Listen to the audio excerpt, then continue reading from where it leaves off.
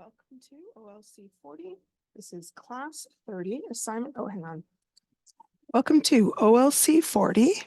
This is class 30 assignment 43, Wednesday, April 10th, 2024. This is Jillian Percy. I'm just going to check in. Linda, are you hearing me? I just want to make sure I sound funny to myself somehow. Okay. Can you? Okay, awesome. All right. Okay, awesome, because we were having some problems there. So contact information, you can reach me at email jillian.percy@nnecschools.org, Facebook and YouTube, capital G, capital P, ERCY space, capital W, AHSA.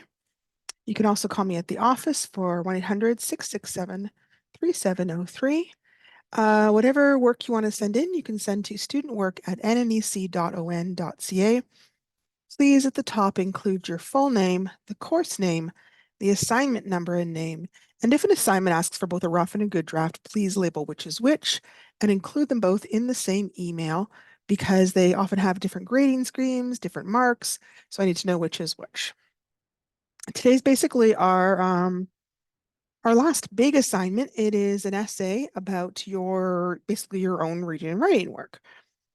So I'm going to kind of skip over today's work because there's so much to say there. This is from lesson 19. They call it an anthology of best works.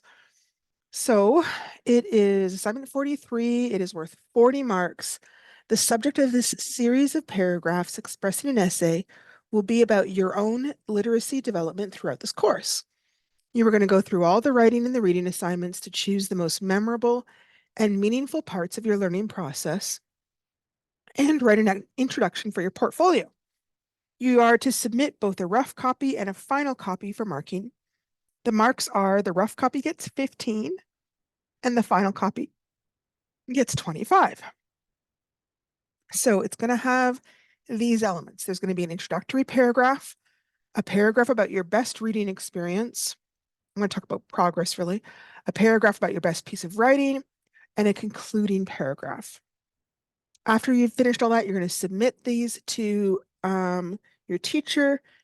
After it's been marked, you're going to make any needed revisions and include it as the introduction to your literacy portfolio, which we will talk about tomorrow. Okay. This is just the checklist for the series of paragraphs. Sometimes kind of reading it ahead of time gives you an idea of what should be in there and gives you a better sense of what's going to be happening. Reading your sources carefully. Your own work is your sources. Use appropriate sources effectively. Take notes on key points. Planning, you've determined your opinion on the topic and considered your reasons for thinking this way. Planned your response with rough notes. For the writing portion, written a series of paragraphs in complete sentences. Written an introductory paragraph that clearly presents my opinion. My opinion is basically the main idea. Written body paragraphs. This one says 3, which is pretty typical, but we're only doing 2. Write a concluding paragraph that summarizes my opinion. Show an understanding of the concepts. Convey an effective tone through word choice and level of language. Use connecting words and linking sentences. And organize my idea clearly so my reader can follow and understand my opinion. For the revising and editing steps, use the stages of the writing process to revise your work. Create opinion paragraphs that will appeal to any audience. Created opinion paragraphs that will state your purpose. Checked your grammar, spelling, and punctuation. Had a peer edit your work. That's the only one that you might not easily be able to do. You are welcome to if you want to, though. If you want to have somebody take a look at your work, that's fine. Producing or publishing, you've neatly written or typed your final copy and chosen an appropriate title, okay? After you do your rough draft, I would go through and check these and make sure it has all those elements, okay? And this is the actual rubric I'm going to be using to mark this assignment. I'm going to enlarge it so we can go through it section by section so you're aware of what I'm looking for. Okay, at the top, knowledge and understanding, your knowledge of the format for an opinion paragraph, your understanding of the resource materials, which is really just your own work, okay? Thinking and inquiry, critical and creative thinking skills, which are things like developing your ideas, selecting, evaluating stuff, organizing information, explaining your ideas, forming conclusions. Communication, the communication of your information and ideas, communication for audience and purpose, and communication used in the form of an opinion paragraph, which kind of echoes this. Here you have to know it. Here you have to be able to actually use it to communicate. Just a little bit different. And then application, the application of language conventions. That's things like grammar, spelling, punctuation. Application of reading strategies, application of the writing process, application of literacy skills. That's kind of a generic one for any skills that aren't covered by these two. Okay, so this is a visual structure of the organization of an opinion essay. It's very similar to what we did when we wrote the opinion essay in assignment 26. If you remember doing that, there was a choice between writing about whether men should support any children they had financially, or writing about whether I believe it was students who'd been in juvenile detention, coming back and doing community service work and writing a letter of apology. So that was kind of the thing where we first started writing kind of longer essays. So here we're going to have an introductory paragraph, then a paragraph on your opinion of your reading progress, a paragraph on your opinion of your writing progress, and a concluding paragraph. Now, in the assignment, they call it like your best reading experience and your best writing experience. I kind of wasn't quite sure what they meant by that, to be honest. You're welcome to tackle it that way. Like if you want to talk about your best reading assignment, like, hey, this was my best one and here's why, or here's my best writing and here's why, that is totally fine. I will take that as well. I'm not too concerned about it as long as you're discussing your writing and what's working well with it, basically. So we did a lot of assignments. And by nature, because this is a course that we're doing by distance, a lot of things are getting written down. So it can be kind of confusing as to like, well, what parts were really about reading and what parts were really primarily writing. So, and there were a few research projects that involved both reading and writing. So below, what I've listed here are the assignments that mostly involve reading, okay? So when we're talking about looking at your reading experiences and your reading progress, this is what you would look at. Assignment 6, before reading. Assignment 7, during reading. Assignment 8, after reading. Assignment 10, what do people read? Assignment 11, the news report. Assignment 14, sit down and write. Assignment 17, questions and answers. Assignment 20, understanding a textbook. Assignment 21, textbook features. Assignment 22, skimming and scanning for information. Assignment 23, visuals and information text. Assignment 25, making a prediction. Assignment 27, emoticons and symbols. Assignment 28, advertisers and their audiences. Assignment 29, what are they selling? Assignment 30, interpreting visuals. Assignment 33, form, style, and tone. Assignment 40, the characters. So those are your reading assignments, or your major reading assignments anyways. Okay. So what I would do is I would take a look at some of my earliest reading assignments and I would compare them to my most recent reading assignments and figure out what's changed. Are they more on topic? Am I writing longer? Do I have better sentences? Am I giving more examples and details? Am I showing a better understanding of what I've read? Am I understanding a wider variety of formats? And now I'm going to kind of give you some examples of specific things to look for because I know this can be a little bit overwhelming. Maybe you've gotten better at identifying literary elements. So all narratives have similar elements. Being able to identify and understand these elements help us to understand the story better. So some elements might be things like characters, setting, problem, solution, plot, theme, or message. We dealt with some of these elements as we read the novel Jimmy Comes Home. Is there one or two elements that you feel you understood better as you worked through the novel and did the assignments? Did you find that there was one element was the key to comprehending a novel or a short story better? Or maybe you're understanding and using reading strategies more. Some of the reading strategies we used and practiced are things like visualizing, predicting, activating your background knowledge, making connections, prioritizing, summarizing, retelling, asking questions before, during, and after reading, identifying the main idea and details, skimming and scanning, and inferences, which is when you kind of read between the lines and understand what's happening, even though it's not being said directly.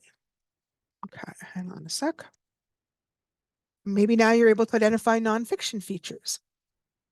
Some common nonfiction features are headings, subheadings, photographs, diagrams, graphs and charts, captions, table of contents, glossary, index, sidebars, headers, footers, chapter titles, bolded or italicized text.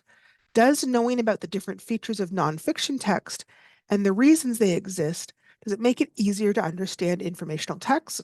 And if so, why or how?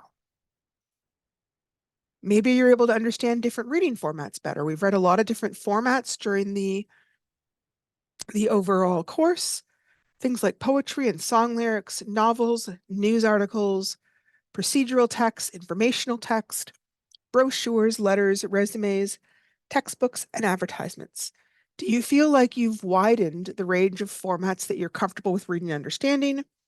Do you feel like there is one or more formats that used to be difficult, but that now makes much more sense due to the work we did? Do you understand more about what makes one reading format different from another? Okay. We also used reference tools. We reviewed how to use a dictionary to explore different possible meanings. We looked at how to use a thesaurus to locate different antonyms and synonyms. We explored how to get different results from a search engine. We also looked at how to decide whether websites were reliable or useful. Have you become more comfortable and confident using these types of reference tools in your reading journey? Some of these things could also be discussed in your writing journey as well.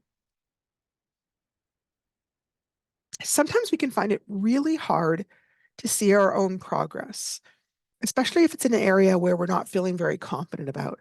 So think about, what did you find easy or became easier to do? What seemed hard to understand or harder to do? Is there any assignment that you're proudest of or that you're most pleased of? And why? What's making you happy about it? If you feel like you got good marks, okay. If it's because of the good marks, what are those good marks for? What did you do in that assignment that is different than what happened in other assignments? You can also think about what you enjoyed the most in the course. Maybe you loved reading the novel but hated reading the news articles. Maybe you enjoyed the news articles but found the novel overwhelming and way too long. Maybe the work with the media literacy, the ads or the symbols was enjoyable to you. If you're looking at that kind of approach, talk about why you liked it and what you liked about doing the assignments related to it. If it felt easy to you, why was it easy? What made it easier than some of the other stuff? Remember that in this essay, each paragraph has to follow good paragraph structure. It's going to be 4 paragraphs altogether. That means that each paragraph is going to have an opening sentence that states the main idea and a closing sentence that restates that main idea.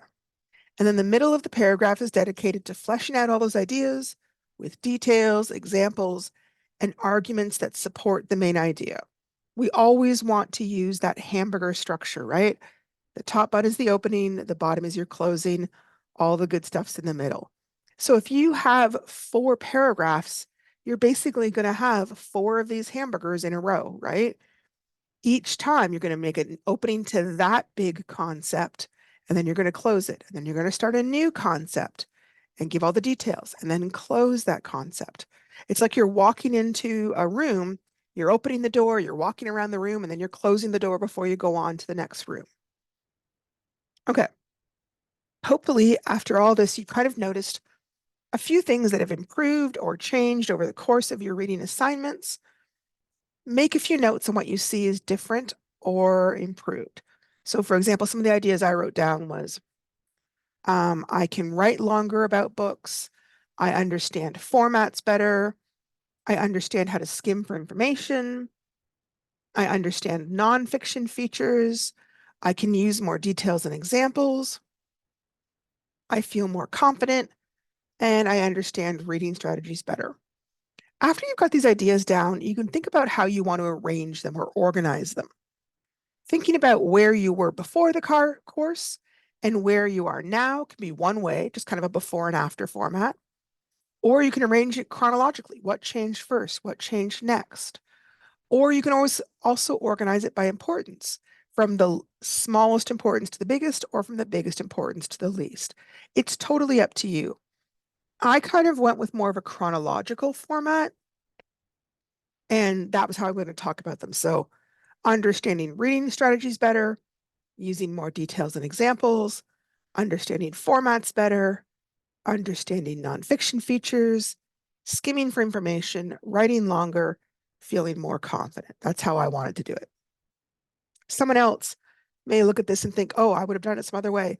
And you know what? They could be totally right. There's no right or wrong for this. It's just what makes sense to you. Okay. Remember that this is your opinion about your work. I'm not going to argue about your opinion. I'm not looking to check to see if you're right. I'm just looking to see what you have to say about your own work and what you think and how you write about it. So don't worry that, oh, well, Jill might check it and think I was wrong. I'm not really better at that. No, I'm not thinking that way. I'm not even looking at things that way. I'm just looking to see what you thought and what your opinion is of your own work. Okay. Okay. Once I've got all those brainstorming down and I've organized my thoughts, then I can go through and try and write a rough draft. Now, we've talked about the hamburger format in the opening and the closing.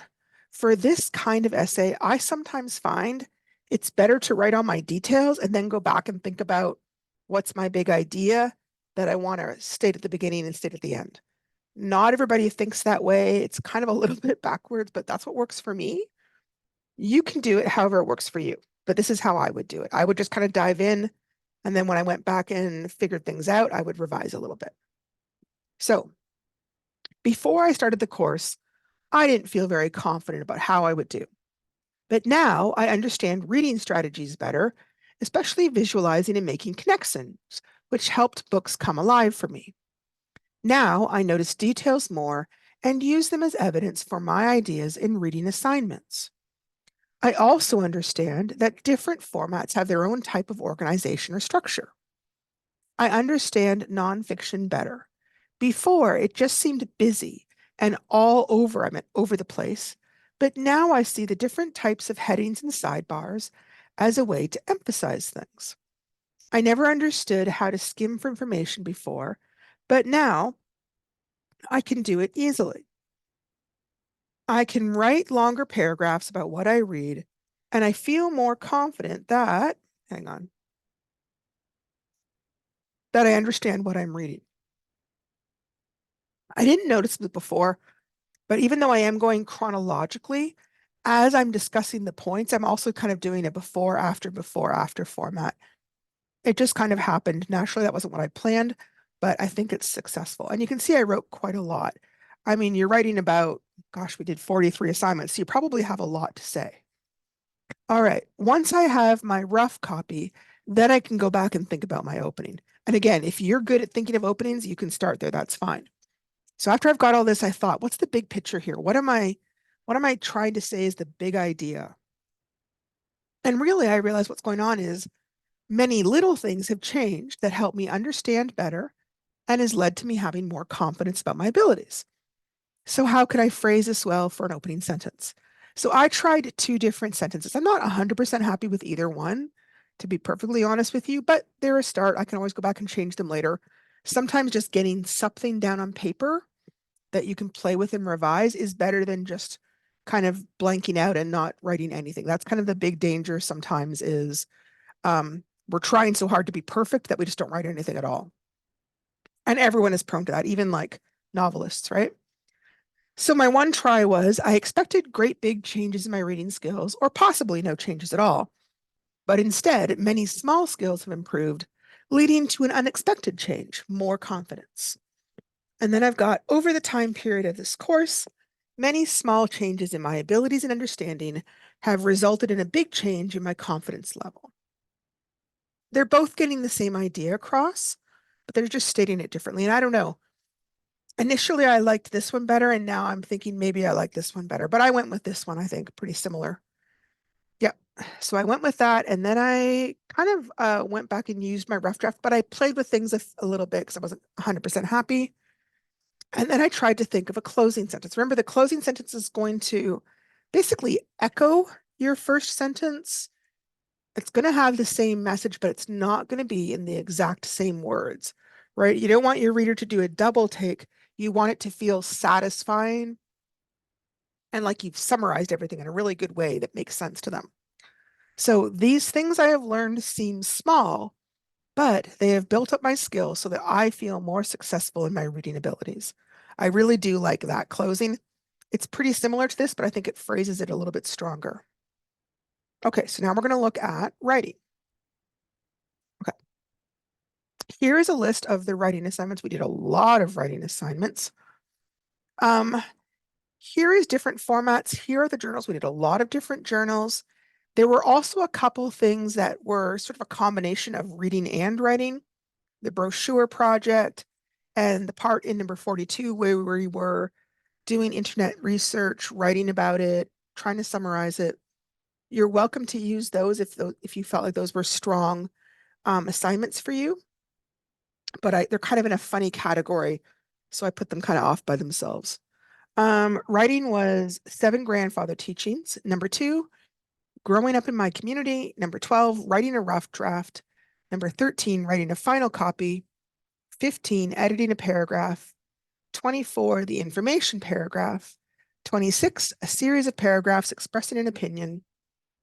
32, subject, audience, and purpose. 35, fiction versus nonfiction. 36, writing a cover letter. 37, creating a resume. 38, using an organizer for an information paragraph. 41, the summary, and 43 is today's item. And then we have a whole bunch of journals. Number 5, about me. Number 9, about learning. Number 16, the writing process. Number 18, my progress. Number 31, visuals. I'm not sure what that number 1 is, but importance of reflection. Number 39, success in the workplace. Okay. So we tackled a lot of different writing formats. Some of our work was on writing our opinion about a topic. We also wrote newspaper articles. We created business documents like a cover letter or resume. We designed and wrote a brochure on a topic of our choice from the novel. We wrote summaries and informational paragraphs. We did research and summarized our research. We did personal recounts and events that really happened. And we wrote journals that tried to reflect and summarize our understanding of new topics and how they affected our reading and writing skills. We did a lot of stuff with writing. Was there a particular format that you really enjoyed or found easy or that got easier as you went along? Was there any change as we continued our course? Did some types of assignments get easier with practice? Was there any piece of writing you are really proud of or one that you feel shows off your writing skills in a really strong way? Okay. We also studied the writing process a fair bit. What did you think about that process? Did you find that it made it easier to brainstorm your ideas first, or did that not really help? It doesn't necessarily help everybody, right? Some people find that part just kind of throws them. It's easier for them to just kind of dive in and write. Did you find that the revision steps that we practiced made it easier to know how to make your writing stronger? Or maybe you were already familiar with the writing process and were already following these steps on your own. Okay, sentence level. We also did a lot of work at the sentence level of writing because those are kind of the essential vehicles for getting across our ideas. We worked on understanding the parts of a sentence and the parts of speech. We worked with different types of punctuation, including quotation marks, colons, semicolons. We looked at different types of sentences, such as questions, commands, statements, and how they're formatted differently. We also looked at simple sentences and compound and complex sentences. Did you feel like all this work in sentence creation helped? Did you begin to feel more confident about how to write a strong sentence and how to know what constituted a good sentence? Basically, just what did you think about this part of the writing process? Some people feel very confident about writing sentences, but some people really don't. So this might be very different. Some people might feel this was really helpful. Some people might feel like, oh, that part wasn't really useful to me. My feelings aren't going to get hurt either way. It does not matter. I'm just trying to give you ideas of different topics that you can write on. Okay, so now once you've got some ideas and you've looked at this kind of stuff, you need to do the same thing we did with the reading assignments. Look over your writing assignments, what's changed, what's improved. Sometimes the notes I've written may give you a clue. I may have written things like, oh, your punctuation is getting better, or the length is improved, or great job including more details. Those are all statements that I'm writing that let you know that what I noticed was getting better. The other thing you can do is look at the rubrics, right? A lot of times there are rubrics. If you find you're getting a lot of A's in certain sections that you didn't used to, okay, well then the information that's in that rubric is where you were getting better. So here I started with writing some brainstorming notes. I'm writing longer, I'm using more examples. I understand sentences more and punctuation. I can write a news article. I can understand how to write a paragraph, and I can explain my opinion. So, as always, let's look at how can I order them.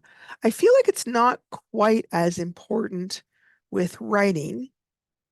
I'm going to start with the sentence level because I guess I kind of think that that is important and it's kind of a basic. Let me think here. You know what I'm going to add? I'm going to add using the writing process here because I think that's kind of important too. And I'm going to make that my number 2. You can totally pick different things. I'm just giving you some ideas, okay? Let me think here. After using the writing process, I'm also able to write longer. I understand how to write a paragraph. And then 5 and 6, it wouldn't really matter what comes first, but news articles and explaining my opinions. And again, I could add more. I'm not limited to only using what I started with. It's just a matter of kind of getting our brains kind of working and running. It's a little bit like doing warm outs before you exercise, right? For some people, that kind of stuff is really helpful, and then you can kind of dive right in. Other people prefer to just throw on their running shoes and go out the door, and whatever works for you is totally fine. Okay, again, I am going to save the opening sentence until the end. I just find that so much easier when I can step back and see the big picture. Again, you do what works best for you. If you like doing the opening sentence first, go for it. If you're having trouble seeing the big picture at first, then I would just suggest writing some sentences and looking for the big idea as you write. Okay, so writing. Let's see here. One thing I noticed during this course was my confidence in my sentences improved dramatically. Before the course, I was never sure if a sentence was correct or not.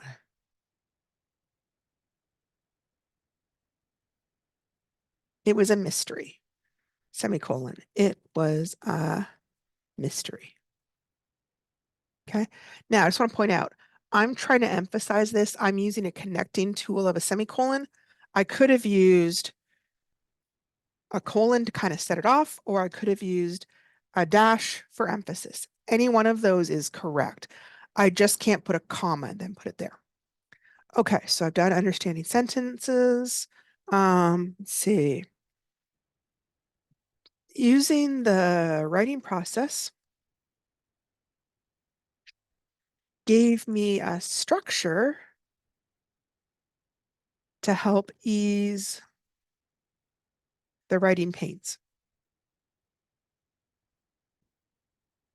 I find brainstorming very helpful, and I makes it easier to start. It makes it easier to start. I know that isn't true for everybody, but I do find it's true for me. Okay, so I haven't got room there to do the whole thing, but this is the kind of idea where I'm just kind of looking at it and going on. My sentences are much longer than my points. If you feel like you need to write more for your brainstorming so that you know what to write, that's fine too. Everybody's different, right? I'm just kind of writing a quick note that I know I'll be able to expand on. If you need to do more brainstorming before you do your rough draft, that's fine too. Remember that I don't see the rough draft. I mean the brainstorming. So it doesn't matter how you do it. I'm not marking it. It's only there for your purposes to help you. So you can do as much or as little as you want of it. Okay, so after you've finished your you would write an opening and closing. I'm not going to go through that process again right now. Then you're going to go back and write an opening paragraph that introduces the main ideas. So now you got to kind of look at what's the big idea with the reading and what's the big idea with the writing. Is there some sort of overall big picture? Um, it might not be, right? Did you set some literacy goals back at the beginning of the course? Some people did, some people didn't. If so, did you meet those goals? Were they reasonable or were they unrealistic goals? So, example, sometimes I've had people say things like, well, I want every paper I write to be perfectly written from now on. Well, that's not a very realistic goal because, like, nobody writes perfectly. Everybody has to make revisions, right? Um, we wrote the body paragraphs first because I find that easier. It gives me some details to work with. It's kind of like brainstorming a little bit. What did you notice about your reading? What did you notice about your writing? And how did those things change over the course? Now, some people I know have written to me say like, you know what? I always was a really strong reader. It was just writing that it was a problem. So if that's the case, it's okay to say that in your opening paragraph. Don't feel like you have to pretend that you made a whole bunch of progress in an area if you don't feel like you did, right? You could just talk about what you enjoyed or what you thought got easier, or even just that you gave you a chance to practice skills that you already felt like you were really good at. Um, right, we've said this already, but basically an opening paragraph often tells the readers the big idea that you plan to expand on.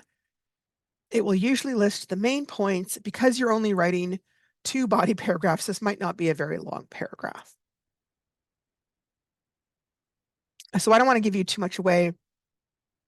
I wrote an opening paragraph on my teaching progress instead. So here I've written, I have seen lots of my own progress over the teaching of this course. This is super vague. It really covers everything. It's fine as long as my next sentences are giving a lot more detail. I wouldn't want to stay that vague. I want to make sure I give some examples.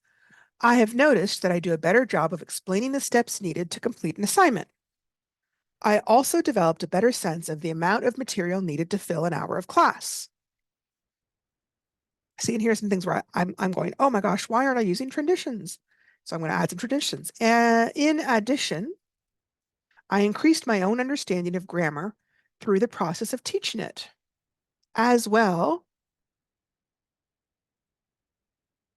I developed a better sense of what the important aspects of a writing assignment were and how to emphasize them. While I still have a long way to go, I am pleased by my growth over the teaching of this course. So that might be an example if I was having to do an essay on my teaching portfolio in a sense, okay? Everybody's going to have different points. There's no right answer. Remember, this is an opinion paragraph or an opinion essay. And in an opinion essay, it doesn't matter what your opinion is. All I'm looking for is that you're able to support your ideas with evidence. So if you say, you know, my writing got a lot longer, you would want to give me examples. So for example, in my first journal, I could only think of like 4 sentences. By the end, I was able to write 10 or 15 sentences on my ideas. That would be a very specific example where you're showing me with evidence from your own writing what you did better, right? Okay. Closing paragraph. The closing paragraph does not have to be very long. It should be anywhere between at least 3 to 5 sentences. It would essentially restate what the overall essay was about and what you told the reader. It might come to an overall conclusion about the topic. It might set a new goal going forward. It should point my attention to what you really want me to see in your portfolio as I look it over. Remember that tomorrow's assignment is the portfolio. This essay ends up being like the introduction to your portfolio. So whatever you write, hey, Jill, I want you to notice this. That's what I'm going to be looking at. So this is your chance to kind of guide me and show off a little bit and say, hey, here's the part I want you to really notice, okay? Do you want me to notice how your writing length increased? Or maybe that you began to do more work with compound and complex sentences? Maybe you really worked to shorten run-on sentences, or possibly you tried to use transition words and phrases more. Maybe you used certain reading strategies more as you went through the novel. Maybe there's a reading assignment that you feel really shows some important progress you made. In a way, this is your chance to sell your work a little bit and make sure I can see your work through your eyes and see all the parts that you worked on so hard. Okay, here. Okay, so a lot of times we use the phrase in conclusion. This was an interesting little article just on different ways to say in conclusion. For example, as has been demonstrated, my client couldn't possibly be guilty. We won't have time to read the entire thing, but just to kind of give you a sense, you can always go back and find it. It's on the Pro Writing Aid blog, a list of 50 in conclusion synonyms. And let me see here. We're not going to do it.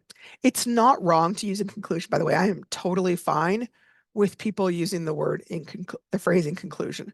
But sometimes people get tired of it and they want to have different things.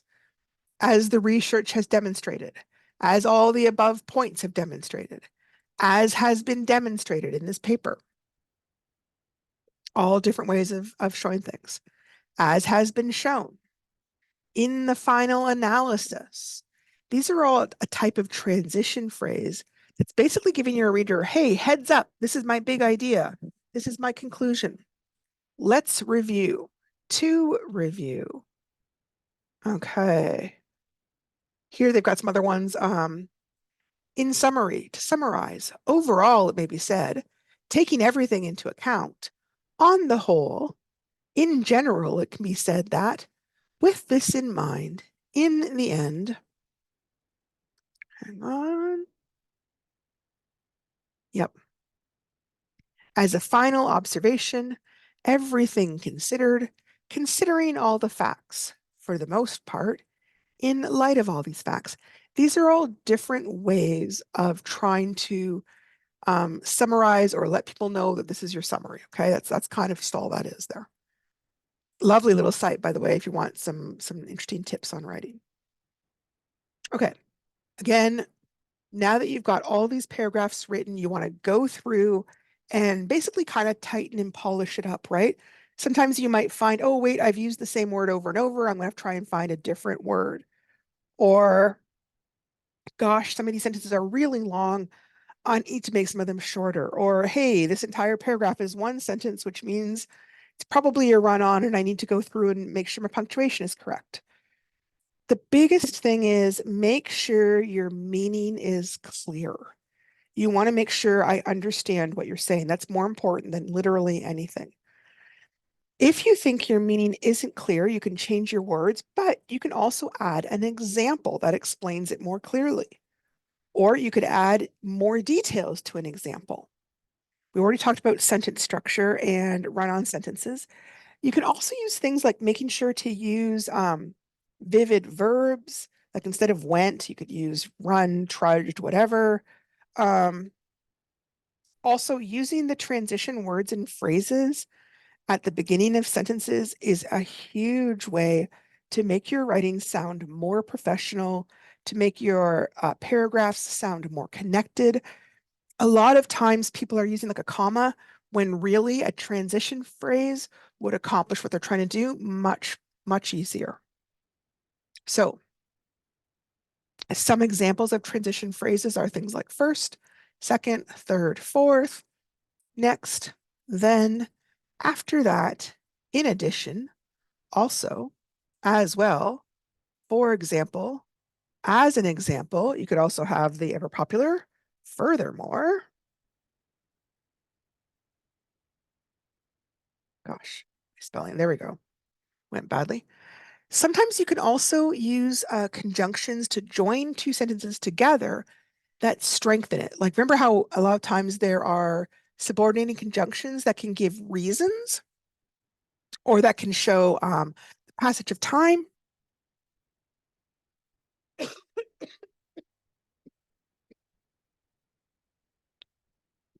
Those kinds of conjunctions can make your writing stronger.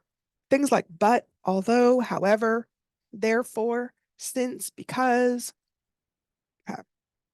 So I'm having that end of day thing. Hang on a second. We're going to try this little tiny.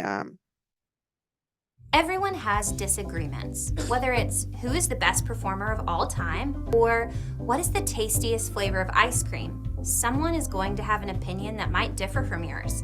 That doesn't stop us from trying to convince each other of our perspective. This is where persuasive essays come into play. Persuasive writing is used to sway our readers to a certain viewpoint or opinion of the writer. How's that done? Today, we'll go over the purpose of persuasive writing and how to create an effective persuasive piece. Let's get started.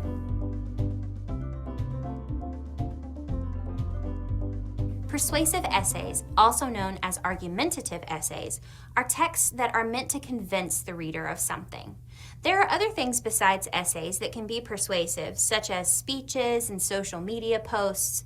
From politics to music to arguing why purple is the best color ever, anything can be made into a persuasive text. But the focus of this video is persuasive essays. When writing a persuasive essay, there's a structure you can follow to help make your argument clear and effective.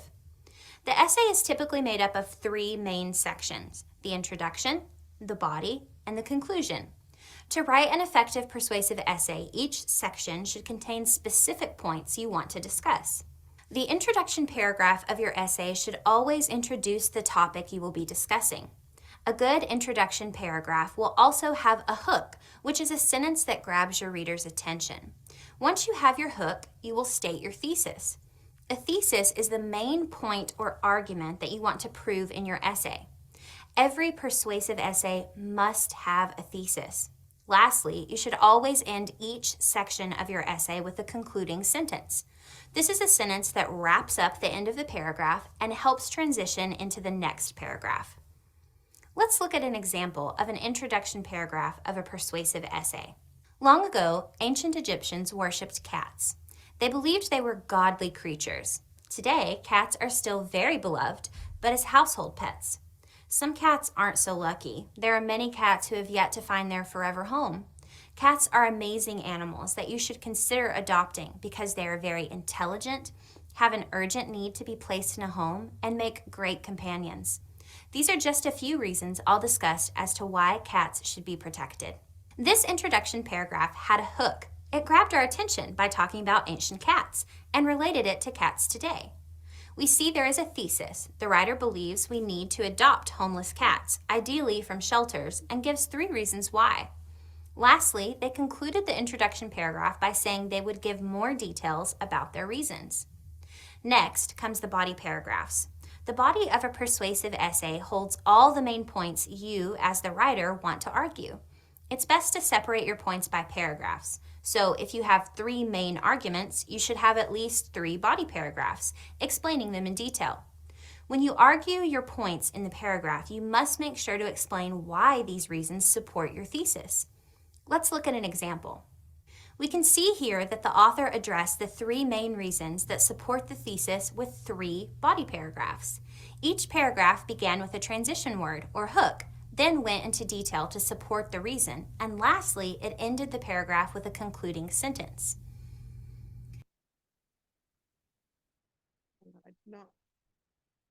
Everyone has disagreements. Sorry, I did not want to do that. What I was trying to do was stop right there and just kind of show you. Remember how we were talking about the different hamburgers? Hang on a second.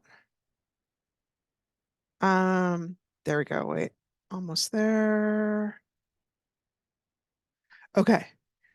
Opening, body, closing, opening, body, closing, opening, body, closing. That's what you're doing with your essay here. And I was wanting to address, some people might not have thought of persuasive and opinion as the same idea. It basically is. A persuasive essay is still just giving your ideas and why you think them. And the idea is that you're hoping to persuade the person. The kind of essay that we're doing is more opinion based and less persuasive, but opinion and persuasive are often considered synonyms for each other. So this is exactly the same type of writing we're doing. It's not actually a different type, okay? Hang on. The conclusion of a persuasive essay is a summary of all the points mentioned earlier that wraps up the essay and often includes a catchy ending to drive the point home. Whether you have been thinking of adopting for a long time or just considered it, cats everywhere are in need of a home. What better way to help an intelligent animal in need and make a new friend than to adopt a shelter cat? As we can see, conclusion paragraphs don't need to be super long. As long as they summarize the overall thesis and arguments of the essay, it is an effective closing to a persuasive essay. As you're writing the essay, there are a few tips and tricks to keep in mind to make sure your persuasion is more effective. Repetition. Don't say the same thing so many times that you start to sound redundant, but find ways to bring back your main argument throughout the essay. Your readers and your listeners will remember your argument better if you repeat and emphasize it throughout the piece. Real world examples. Whether you're using data, emotions, or credibility to drive your point home, you should always try to use real world examples to further persuade your readers. Okay, so for us, the real world examples will be, in fact, your work.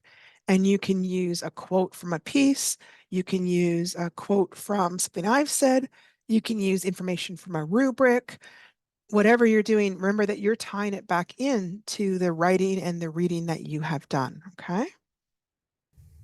Call to action. A good thesis in a persuasive essay is a statement that asks the reader to do something. Think hard about what you want to convince people of and narrow that action into one clear sentence. The rest of your essay should revolve around that. So that's the one piece that I don't think you really need to have to worry about, right? If you were in marketing, your call to action might be, so come out now and buy a cat. Or, if you were an environmentalist, so now is the time to stop using plastic bags. In this case, I don't think you really need a call to action for the kind of opinion essay that you're working on. But I really liked how she explained the points, and I thought her examples were very, very clear. One of the things I find sometimes with writing is sometimes really clear writing, people feel like, oh, I'm just stating the obvious. It's like, that's okay. That's a great starting spot. As you go along and refine your writing, you'll be stating the obvious in more effective ways. But stating the obvious is clear, and it's a really great place to start and make sure everybody understands what you're saying. Sometimes people are trying to sound so fancy, but if you ask them, well, what are you trying to say? I'm like, I really don't know. I was just stringing words together. So being totally obvious is a great place to start. Don't worry about that. As long as I know what you're saying and what you're trying to get at, that's what we're looking at.